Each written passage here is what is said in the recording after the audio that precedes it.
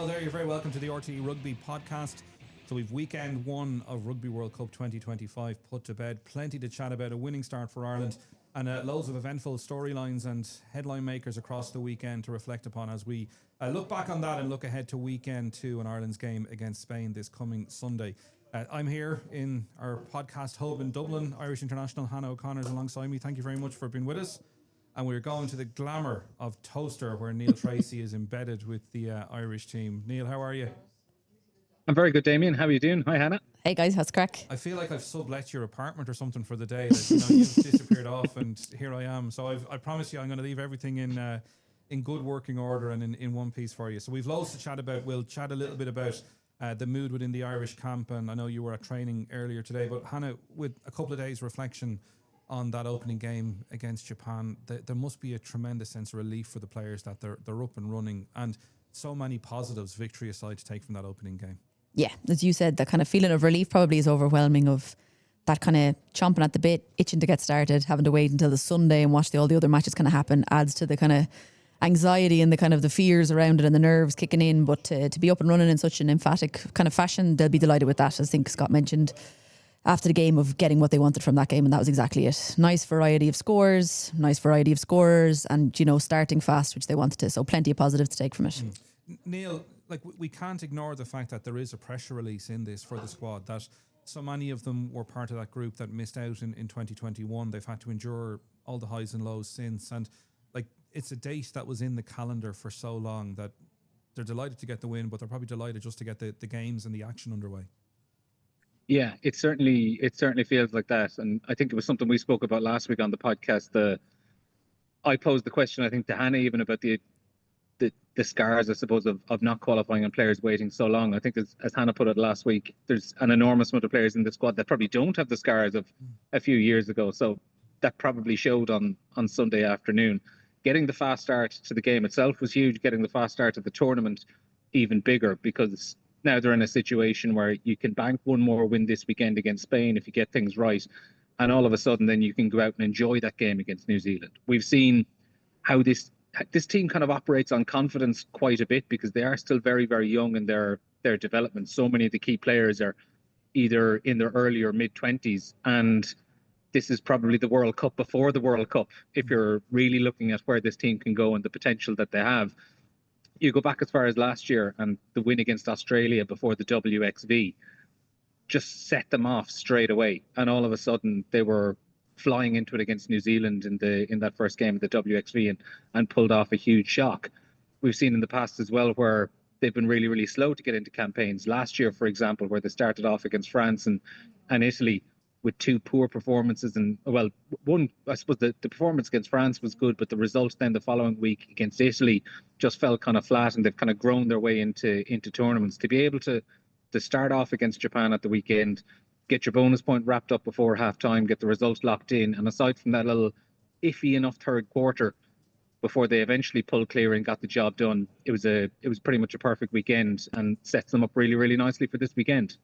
Hannah, there can be a beautiful naivety of youth about a group of players that haven't faced any adversity in terms of the pitch and just getting with that momentum. But then on the flip side, do you have to worry about, if their backs are against the wall, have they proven themselves enough, of being able to dig themselves out of that hole? I think so, and that's, as you said it there, it's the beauty of kind of this group. And I know there is a cohort of them who were involved in that 2021 kind of failing to qualify the last time around, but they're on such a crest of a wave, as Neil said, between all that they have achieved. Yes, there's been dips in performances, and that's the kind of normality of kind of elite sport, but of those highs that they've come on, they get such a kick out of them, that they are so young, that the trajectory that they're on, they're just so buoyed by it. You saw the kind of the faces at full time and around the pitch, and even in the post-match interviews, they're all talking about enjoying the moment, living the moment, so happy to be there and just so relieved to kind of get up and running, that I think, yes, there's an element of, have we been tested with our backs to the wall at this level of competition? No, maybe not. But the WXV1 experience is going to come in playing in a huge part of it. I think they've got a lot of we've mentioned last week even about the correct sports support staff in place. And someone like Sean Ryan, who's kind of the leader of their culture, is there. He's beavering around in the background, someone you mightn't see in front of the media, but is critical to what the girls are doing and what they will go on to do in this competition. Just develop that for me from a player's perspective, about how that builds the sense of belief that you feel you've got the safety net around you. You feel that every possible scenario has been worked out, and that there isn't anything that's going to develop over the course of this tournament that's going to come as a surprise or going to come as unpredictable in terms of the logistics and everything that goes into getting this squad to their optimum level of performance. Yeah, like I think I mentioned it like even on Sunday when the game was on. There's nothing different about these group of players. They haven't all of a sudden overnight become really, really good at rugby. The girls are still the same girls. We've got that injection of youth into it along with those who are already there. But the difference is of the supports that have been put in place to allow them to fulfill their potential, to allow them to go full time to do this, but to have all the different areas being looked after by the respective coaches gives you a massive sense of belief.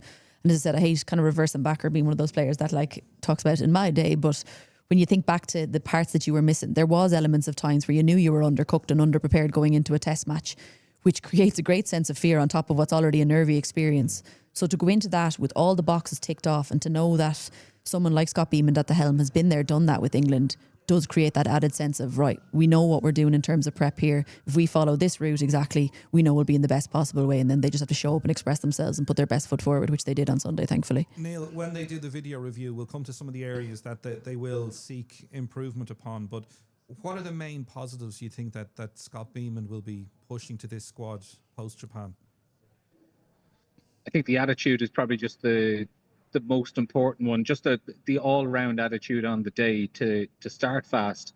We've seen in the past with Ireland, like in the warm-up games against Scotland and Canada, that they have been a little bit slow at times to get off the mark. Scoring 2 early tries in the opening 10 minutes was the perfect way to do that against Japan at the weekend, and it set them up. And also, as I mentioned, then to come over that little bit of adversity in the third quarter of the game, to not lose their heads, to get themselves in the right positions, and ultimately it ends with a high risk, high reward play by Eve Higgins to get up off the line, take that intercept and go the length of the pitch and pretty much kill the game off. The other, I suppose, the attitude then as well, it comes to in the second half. They will get to the line out, I suppose, in a little while, and that was the problem area in the first half where they lost 4 balls on their own throw, two crooked throws and 2 throws that went over the top. But in the second half, most of those issues were pretty much ironed out when the game was still in the melting pot, and they settled things out quite well. I think the other big positive of the weekend was the impact they got off the bench. Elena Perry, who's I think was only got her second cap at the weekend. I know she has international experience with England previously, but she came off the bench on Saturday after an hour, and she was absolutely brilliant in those final 20 minutes. She was really active both on attack and defence, 4 carries, 4 tackles. You also had Cleena Maloney, who looked possessed when she came on with 20 minutes to go. Got on the ball 8 times, 8 carries in the space of 20 minutes, which is a phenomenal workload for just over a quarter of an hour's work on the day as well.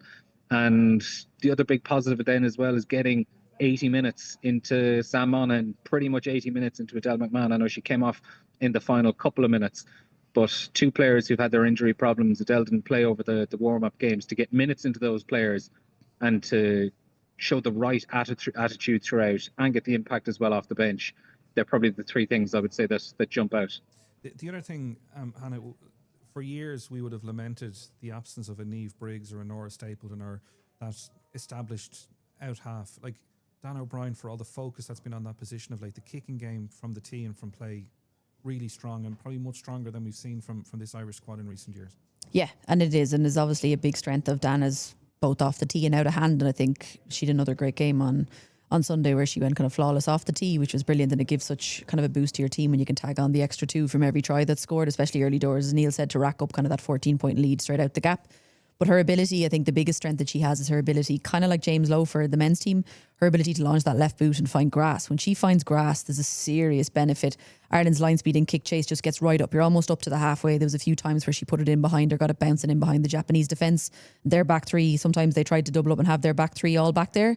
We saw after half time when it doesn't work and they get hands on it, all of a sudden there's a quick counter attack, as Neil talked about, that kind of little bit of a sluggish start to that third quarter straight after half time. But again, you're happy to have elements to work on. But what Dana possesses in that left boot to get Ireland out of trouble, gain territory, tag on extra points is huge. Those issues that Neil has talked about, you know, the line out, other things that, like, listen, no team wants to peak on the opening weekend. You know, they're all eminently manageable. It's all stuff that's relatively within Ireland's control. Yeah. That, you know, you would think maybe there's a little bit of extra focus on certain areas over the course of the training week. Yeah, 100%. And I even watching it on Sunday at first glance was delighted with how the line out form kicked off and how it went straight away. Straight off the bat, it was the variety in the line out. And I think from 4 of or 5 of the 6 scores that we had came from set piece launches, so including your scrum and that, but majority line out. That variety that Ireland give is key. The reason it's key is because we're going to meet teams much bigger than us, hopefully, when we get to those knockout stages, that have a bigger brunt up front that will manage your maul quite well. You need to show a different hand. You need to show those peels. You need to show those kind of transfers in the line out. You need to show those pops off the top. You need to be able to maul too. We saw a lovely variety of all of the above. We saw a one-man lift on Ruth Campbell at the front, which totally catches defences on the hop. So in terms of showing their full hand, they definitely haven't done that. But as Neil mentioned, it's nice to have an area to work on. But for me, it's very controllable. Just how much do you think they're holding in reserve in terms of plays, in terms of what it is they want to implement on the field of play? Yeah, I think it's hard to know. I was surprised probably they did show as much variety as they did from the line out, but it was ticking along so well, bar those little errors, which I mentioned on Sunday with Shane Dawson on RTÉ FM. I think it was down to the fact of it literally being a tiny tweak of not coming in straight. So they would set up, it's unusual that you'd see the front pop out a lot of the time as Nivo Dowd, and they will come in facing into the line out. It's to give an extra kind of option there for you at the front of that bailout ball, keep defences guessing. But I think at times they just came in a little bit misaligned to each other, which the first two, as Neil said, were crooked, which I think puts Niamh Jones off because the ball is coming in probably straight, but our line is actually crooked. And then on the second two, then you're obviously putting doubt, and then there's 2 others that are kind of overthrown and gets Ireland into bother. But as I said, easy fixes from that point of view to take on. In terms of showing their full hand, there's probably still a lot there. If you add a bit of Wafer back into that, her ability on appeal, we saw Edel McMahon in that role a lot of the time on Sunday. She gives you something variety, obviously, from that peel and pass or peel and carry. But if you get Wafer on appeal, it just makes about 2 defenders have to stay out of the maul and respect it, because if she comes around the corner, it's a different threat altogether. Yeah, we'll talk about her later on in the podcast. Neil, I know you had an opportunity to watch a little bit of training today, and as is always the case in these scenarios, like the men's team, you'd have Cian Healy doing place kicking, and you'd have players playing all out of position, and you can read very little into actually what's going on within the camp. But what stood out for you in terms of, I presume we're hoping for a clean bill of health ahead of the Spain game this weekend? Yeah, like there isn't a huge amount to report from that. Aoife Wafer was there. She joined up with the camp over the weekend. She obviously sat out the first week of training last week and got through her knee or her rehab on her knee injury back in Dublin, but joined up with the squad at the weekend. And she was out there. She was togged out this afternoon. We obviously only see the first 10 minutes of training where they're going through warm-ups and maybe a few little line-out drills and things like that. So saw very, very little of Aoife in it. But she was out there.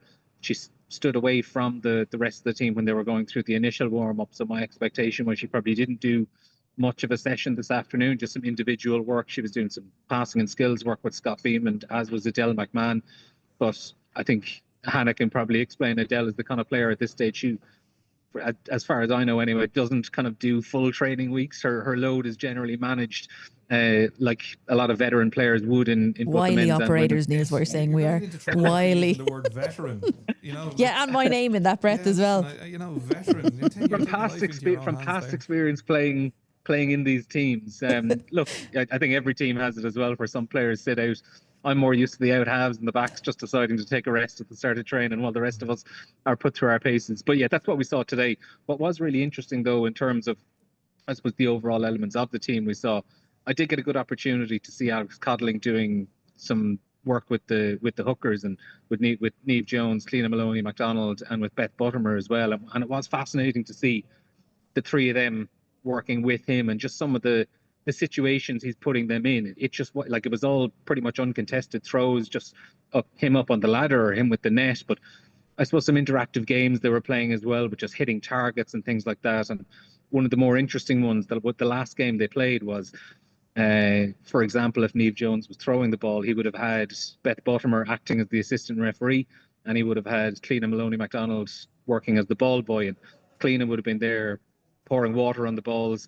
Beth Buttermer would have been maybe getting in Niamh's way and trying to set a line that she didn't like and just putting her under pressure and trying to throw players off their rhythm, just to see how they adapt in those situations, which was a really, really interesting game to see how they worked around it. Because from speaking to people, I know one of the issues they had in the first half of Sunday's game was Japan closing the space at the line-out in the first half, and what they had to go about doing in the second half was dealing with that, trying to settle themselves down, make sure the space was there for them to be able to operate. And it was really, really interesting this afternoon just to see them all at work and see them trying to recreate those match situations. For you, Neil, when will we see Aoife Wafer all going to plan, do you think? Well, all going to plan. I think Ireland are in a quarter-final, and that's where we would see her. I think if Ireland win this weekend and book their spot in the quarter-finals with a week to spare, I'd be stunned if they played her against New Zealand. I think there's very little to gain from it. I know obviously you might want to beat New Zealand and try to top the pool, but I think if you're putting Aoife Wafer in a situation where you're probably she is being rushed back into action. She didn't have knee surgery not so long ago. I think the risk far outweighs the reward in that situation to try bring her back next week for a game that Ireland ultimately wouldn't have to win if they have the quarter-final spot secure. Having said that, if they lose this weekend, there would be huge pressure to get her back on the pitch next week. Just from seeing her this afternoon, she didn't actually have her knee strapped up or anything like that with the work she was doing. She did a little bit of sprint work in the few minutes we saw, but I would say the fact that she didn't even have the knee strapped up or anything like that probably indicates that the workload she was being put under wasn't enormous this afternoon. I don't expect to see her this week. I would be very surprised if we saw her against New Zealand, and I think it's really only a quarter-final, if even then, that she'd be available. And I'd say even then it would be late in the week for they'd be making that call. And the counter argument to all of that is she's not played since round 4 of the Six Nations. Yeah. And you're saying to yourself, you beat Spain this weekend, you book your quarter-final, is it fair to say a free hit against New Zealand? You've an opportunity to rotate against New Zealand. Mm-hmm.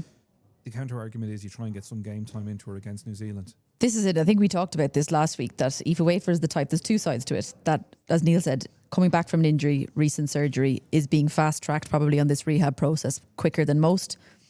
And her injury profile is such that she is pretty much poxed unlucky with injuries that she gets, because a lot of the time they're not related to each other, they're totally bizarre or not interlinked.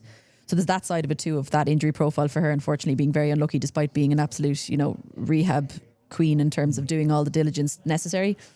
But I said, has also seen Aoife Wafer, having been on her team and plays with teams with her, that she can come back into a training session and into a match and flick a switch and turn it on.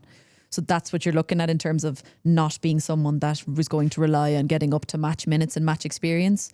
So from that point of view, I wouldn't be as worried. It definitely helps for every player, but I don't think she's going to be too short on the confidence front as well. So, well, on that, to develop that point, I spent about 25 minutes with her the day before they flew out for a piece which we hope will go out on RTÉ television in advance of her playing, to play. And she's just infectious. And not even that, to hear somebody so young articulate what this team means and what playing for Ireland means, and we were going to run through a brick wall having spent a couple of minutes in her company listening to her chat. So she, I would imagine, adds an awful lot to the environment, even if she's not going to be part of the 23 this weekend.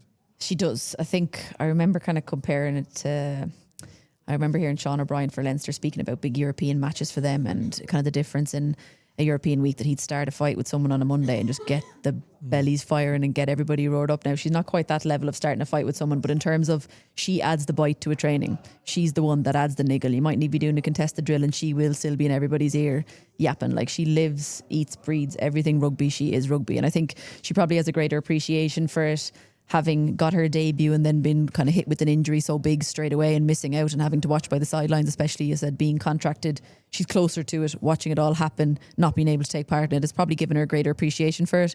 But she is everything that is good about that team and what it breeds. And as I said, she's going to come back with a serious hunger from it, having to watch. It'll have killed her having to miss the tail end of the Six Nations. It'll have killed her having to miss those 2 warm-up games. She doesn't care what type of game it is. She'll want to be playing in every single one and every minute of one. So you can bet that when she does come back, she'll be raring to go. Okay. Neil, and Damien, if I could just jump in on the back of that as well, just to follow up on what you were saying, where you spend a couple of minutes in her company and you can see the leadership there, and just by her sheer presence in the group is probably a huge thing. I mentioned we were out early and we got to watch Alex Codling with the 3 hookers this afternoon. She was the next player up on the pitch, probably about 10-15 minutes before anyone else in the group had made it up there. She was up there just chatting away to a couple of people, checking in with, I presume, a couple of the physios or something like that. First player on the pitch, aside from the trio who'd been brought out considerably early just to work on some throwing. But it just probably sums up, maybe I'm reading too much into it, but probably just sums up the setting of standards and how important her presence is, whether or not she's playing. A word on Spain.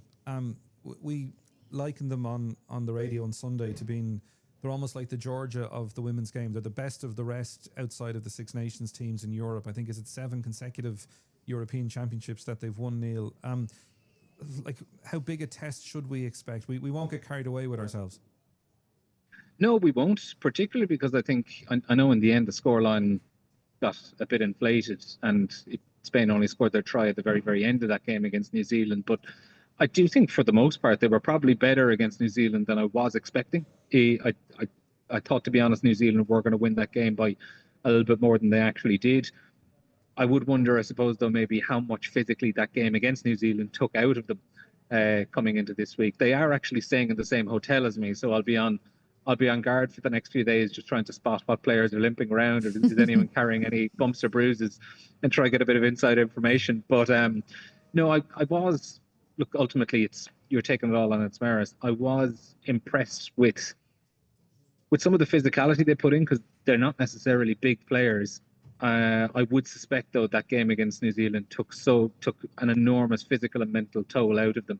I think if Ireland are clued in this week, if they don't think about the New Zealand game, and I think the worst thing we can be doing right now is talking about what kind of a team selection Ireland are going to be making against New Zealand next week, and getting drawn into those Ruby Tui comments about whether Ireland are going to be throwing a match against the Black Ferns or not.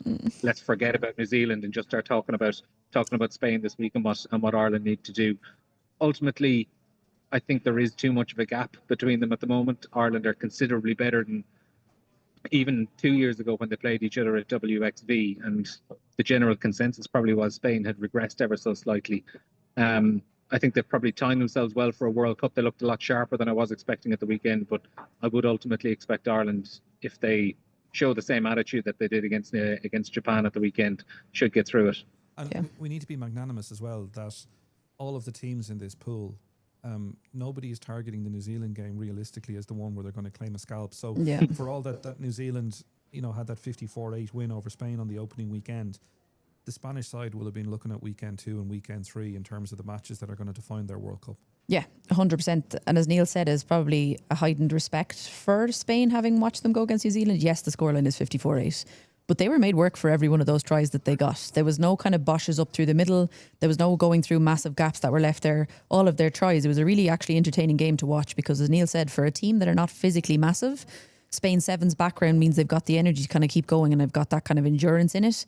But also, there was serious passion there for them, as you wouldn't doubt, obviously, in a World Cup. But they just didn't care. They had no respect for New Zealand whatsoever, and it made for a brilliant contest because they matched up to them at line-out time, showed their mettle in a couple of maul defences, and the same for scrum time. New Zealand were having to go through the phases and work through the phases, and it took a couple of Georgia Miller moments of magic for the first 2 tries to really unlock it, and that was only after about 15-20 minutes when they finally did. But full respect to Spain, and Ireland would be under no illusions that, as Neil said, take the foot or the eyes off the prize of what's in front of you, which I don't doubt that the girls will.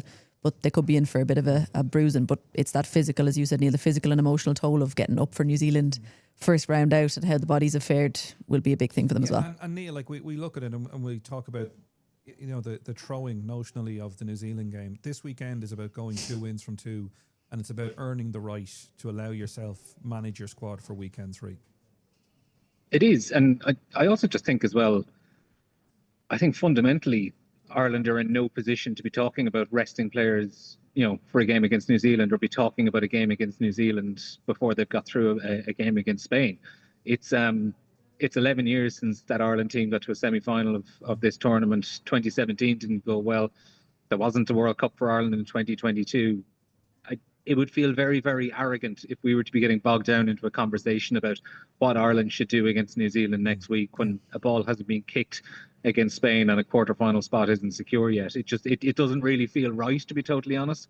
I know when it comes to men's World Cups, we can get into a habit of planning ahead and trying to figure out what quarterfinal we want to be playing in, because the Ireland men's side are a team that have been knocking on the door and winning Six Nations titles over the last 10 years. But this is an Ireland team very, very early in their development. Maybe in 4 years' time, we can be talking about what route Ireland can be taking towards a semi-final or a quarter-final, and what teams they want to get or what teams they want to avoid. But I just think we're in no position to be doing it at the moment. Something we haven't mentioned, of course, is that obviously that the last time we played Spain, which is in a recent history in 2021 in Parma, was an absolute howler of an 8-7 for an Irish point of view. And the scar tissue is still there. Oh, you can bet your life that the girls will be looking, because no matter who you play in any level of rugby, you're like, when did we last play this team?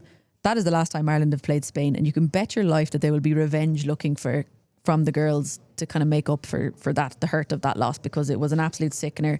One of obviously the lowest ebbs in our women's rugby of recent history, and what a time and what an opportunity to absolutely go hell for leather on them. And Hannah, ultimately, there's a significant test for the squad this weekend in terms of application, in terms of professionalism, in terms of backing up last weekend. Yeah, 100%. And as Neil said, and you can bet that all the meetings this week, that when they're in their players' meetings, in their mini groups, in their units, the big thing is, yes, focus on and tick off the items and the areas that we were good at, that fast start, that line out kick started from the start of the first half, launches off the scrum, the scores that were taken and the entries into the 22, all those things.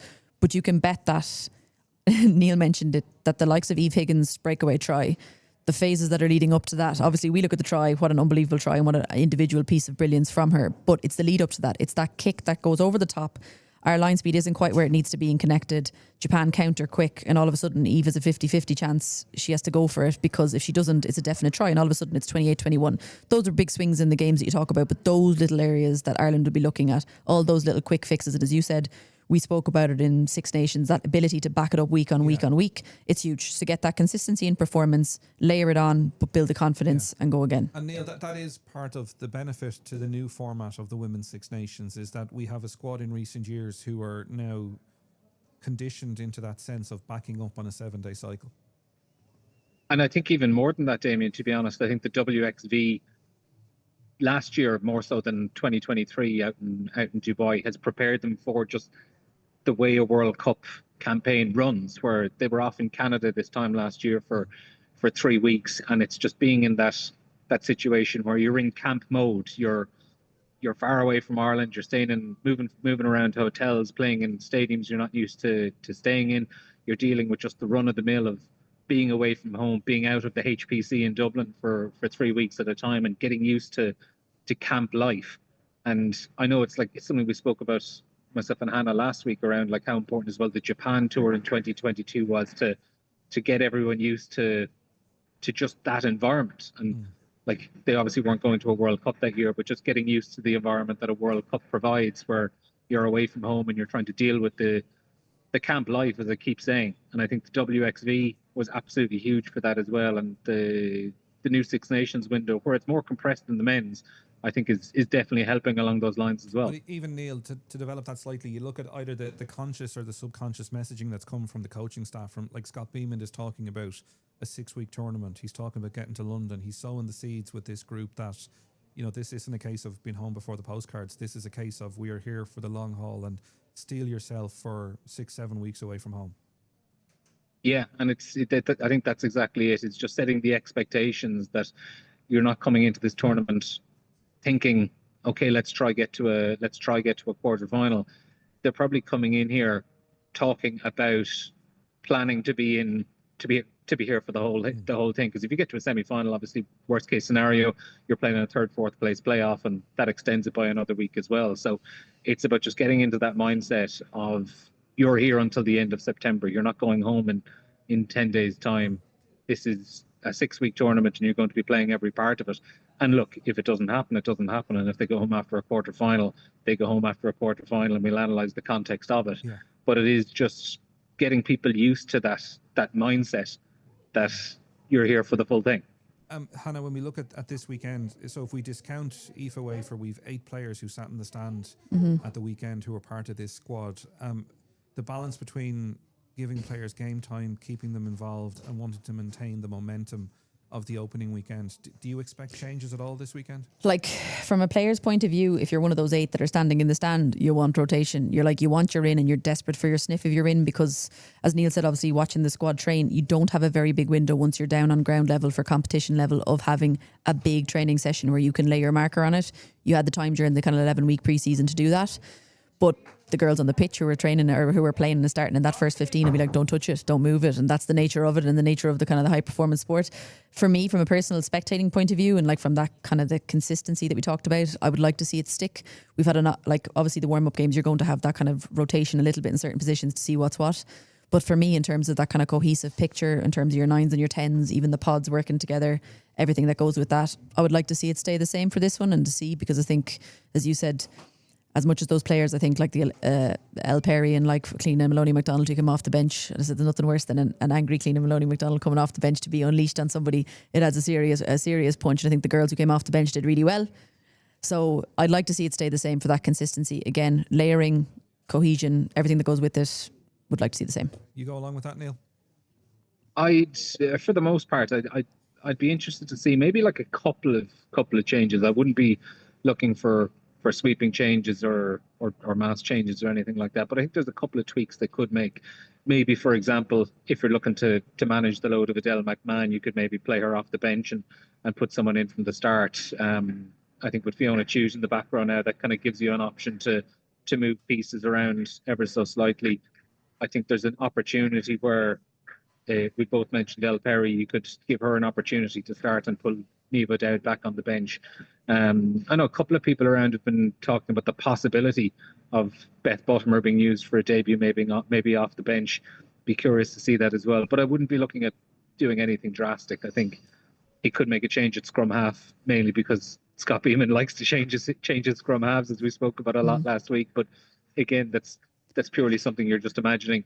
I think for the most part, it'll be pretty much the same. I think they're looking at this 2-week block of games to get themselves qualified for a quarter-final, and you can worry about pleasing the rest of the squad next week against New Zealand if you get there. And looking at it analytically, if both sides play to their potential and Ireland can maybe tidy up one or two things, Neil, from that opening weekend, we can go into this with a level of justified confidence.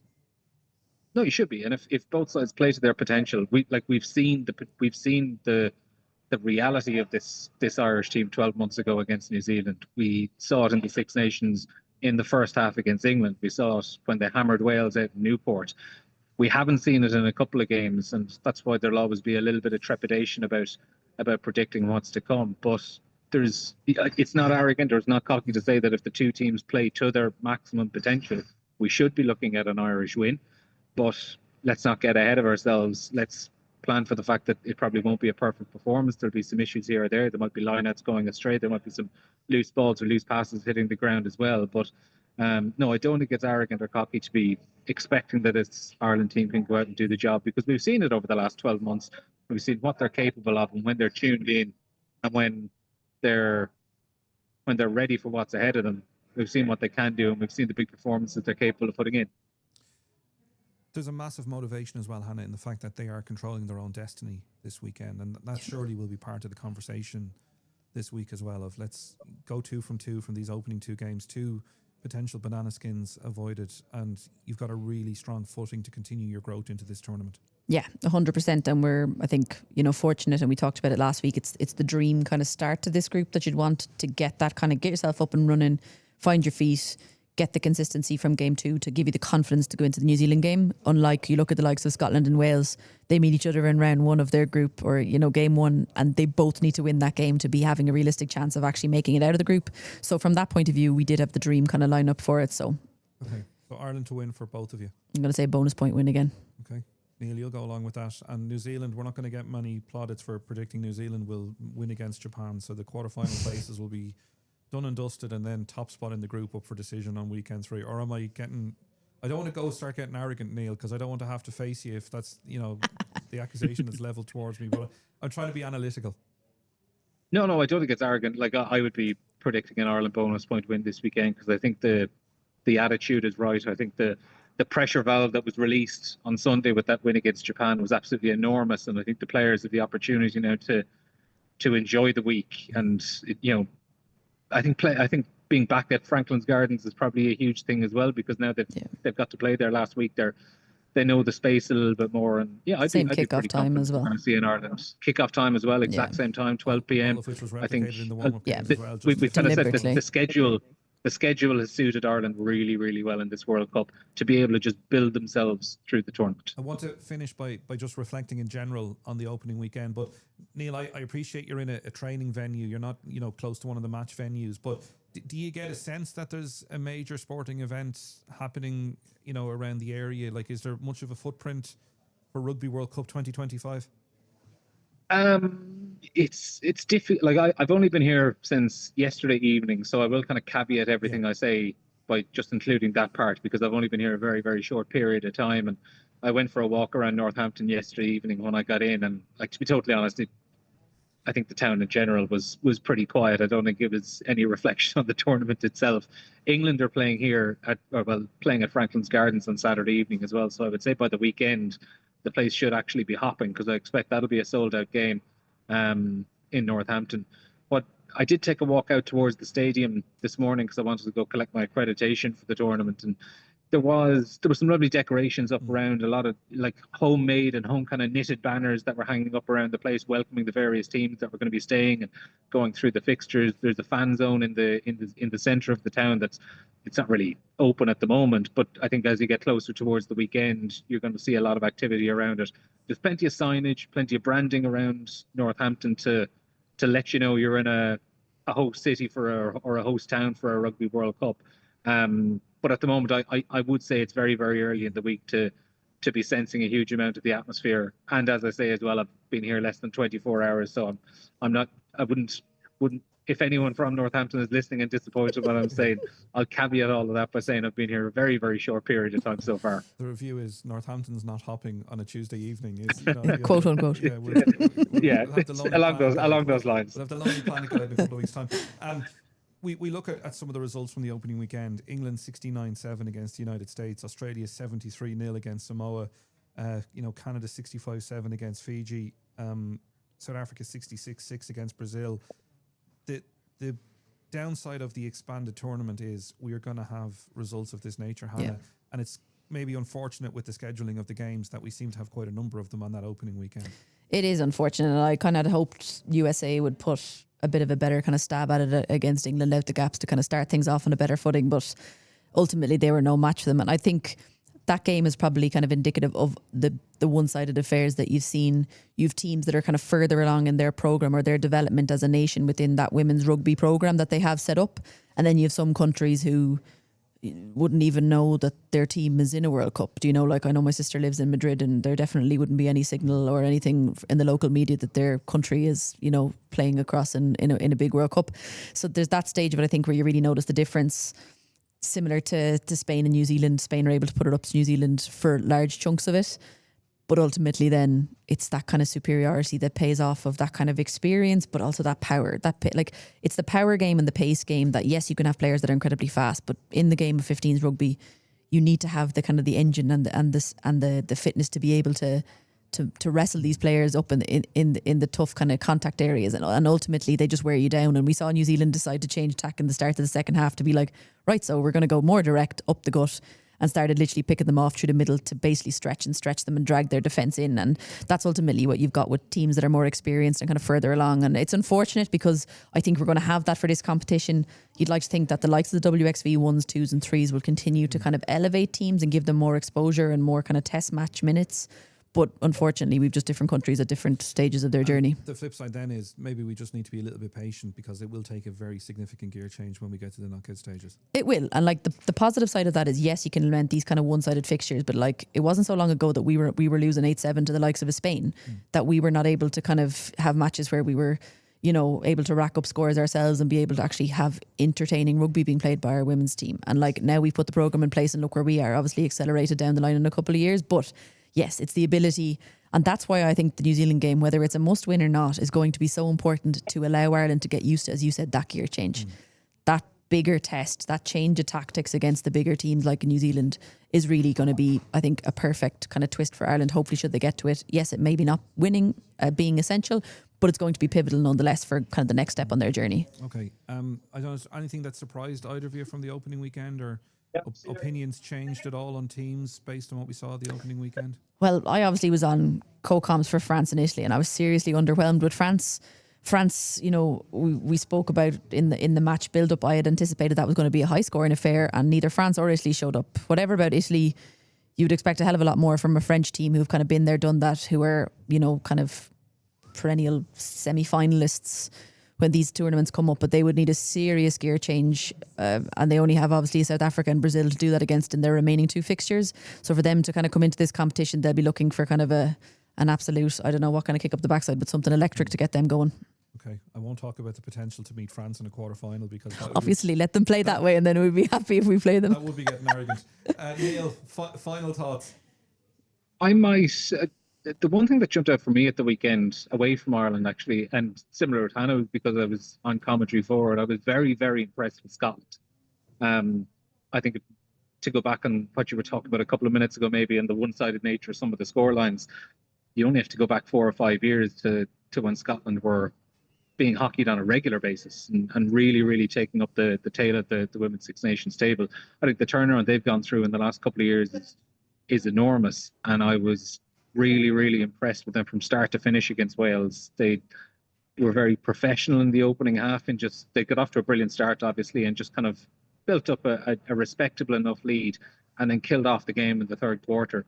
Francesca McGee on the left wing is an absolute star. Their back three is absolutely electric. They've got really good experience in the pack, and I'm just trying to map out the tournament in my head. Like an off chance if they were to come up against, if they were to, who would they be playing? Oh no, they'd be playing England in a quarter final. Yeah. Forget what I was going to say. I don't think that'll happen. But if they could somehow pull off a shock against Canada, I'd be really interested to see how that game goes in a couple of weeks' time between themselves and Canada, just to see where they really truly are at. But I was very, very impressed with them at the weekend. Were you surprised with Wales, Neil, at all? I thought they'd put up a much better arm wrestle than they did. You think it was Scotland's excellence or Wales' inability to kind of keep that consistent over the 80? I was really disappointed with Wales, to be honest. I came into that game, I was doing commentary with Anna Kaplis, and we were both really expecting it to, we were talking for so long about how, they've history of playing each other and games being very, very close, and it's been a really tight rivalry over the last few years. I, having seen Wales a couple of times in the Six Nations just gone, I think they've actually regressed even since then. Yeah. I know they've a kind of a strange squad setup at the moment, but they have a lot of very, very experienced players, and they have some very inexperienced players as well, and they're struggling to kind of match them together. I was most disappointed, actually, I just thought, with the organisation around Wales' attack, and they were capable of pulling off a couple of really good breaks out of nowhere. Someone like Courtney Keith had a couple of them in the first and second half, but once someone got tackled and once they were into their phase play in the Scottish half of the pitch, they looked like they were kind of out of ideas fairly quick, and Scotland were really, really comfortably dealing with them defensively. Yeah. And if you just flipped it over to when Scotland got into attacking positions in their 22, what they were trying to do was so much more advanced than what Wales were going after. So I was really, really disappointed with Wales, but I don't want that to take away too much from how good Scotland were. So yeah, Wales have Canada this weekend, Scotland have Fiji. Listen, Neil, I know you've got an appointment with the Irish coaches and the Irish players coming up shortly, so we'll let you off. Thank you so much. Stay safe, travel well, represent us well in Towcester, Northampton, and everywhere else around. Hannah O'Connor, thank you so much for your company as well. So to Hannah and to Neil, thank you both for your time. Thanks to everyone behind the scenes giving us a dig out. And from Damien O'Meara, all of us here till we chat again. Thanks for your company.